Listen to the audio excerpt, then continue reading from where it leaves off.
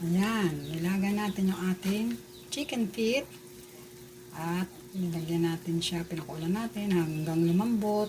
Pagkatapos, ang gagawin natin, ayan, nilagyan natin ng saba. Dahil malambot na siya, nilagyan natin yung saba natin. Dahil nilagang pa ito, lagyan natin siya ng pechay. Ayan. Masustansya ang paa ng manok dahil may collagen yan. Tsaka maganda yan sa ating mga buto-buto. Ayan.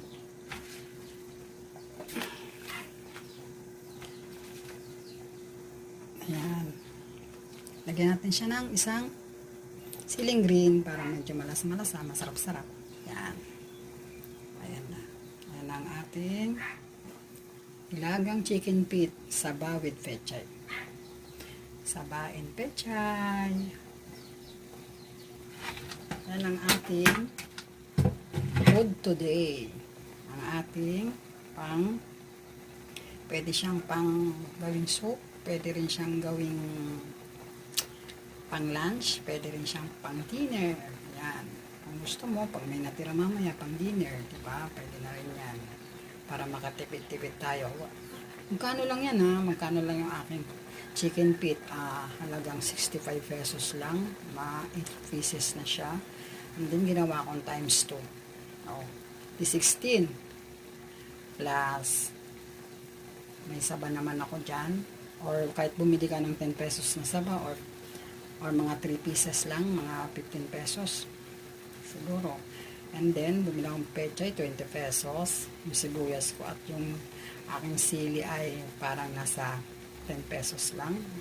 So 100 lang, tipid na tipid ka na dyan.